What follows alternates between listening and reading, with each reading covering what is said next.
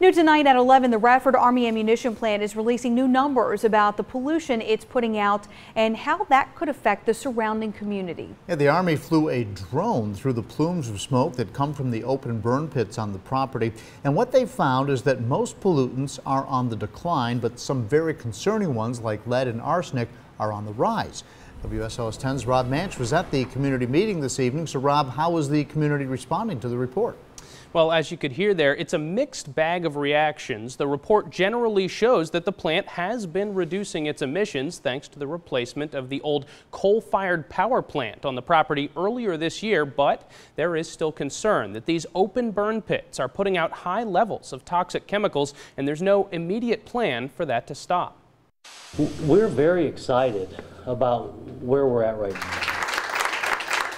Lieutenant Colonel James Scott addressed a worried crowd of homeowners Wednesday with the news that 90% of the chemicals emitted by the plant have been reduced. Getting the coal-fired plant shut down last May was just a remarkable milestone.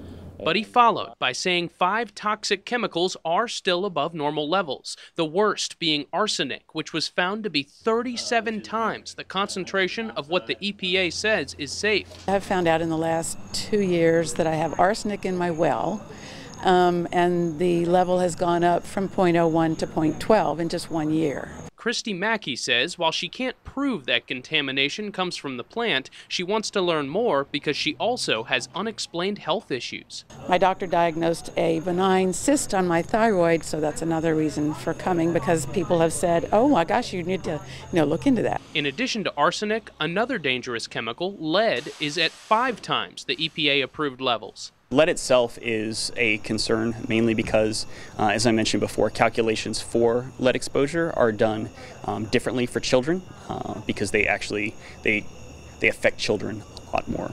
But Deputy Commander Rob Davey says the danger that actually poses the community might be exaggerated by the tests. We were intentionally loading up in a way that we could get results that would be at the very edge. So that's what we were doing, but we typically wouldn't see that in normal operation. Mackey says she's glad the Army's taking an active role in reducing pollution, but wants to learn more. Somewhat hopeful, very hopeful actually, but still lots of questions. Well, the Army does have a plan to ultimately replace those open burn pits with a $5 million incinerator, but it doesn't yet have the funding. Several people also complained this evening that the Army had not tested the air quality in the communities surrounding the plant, but Scott says that work is up to the Virginia Department of Environmental Quality. It's also important to note the drone tests found that the plant was not emitting perchlorate, the chemical that was thought to be linked to cancer. In studio, Rob Manch, WSLS 10.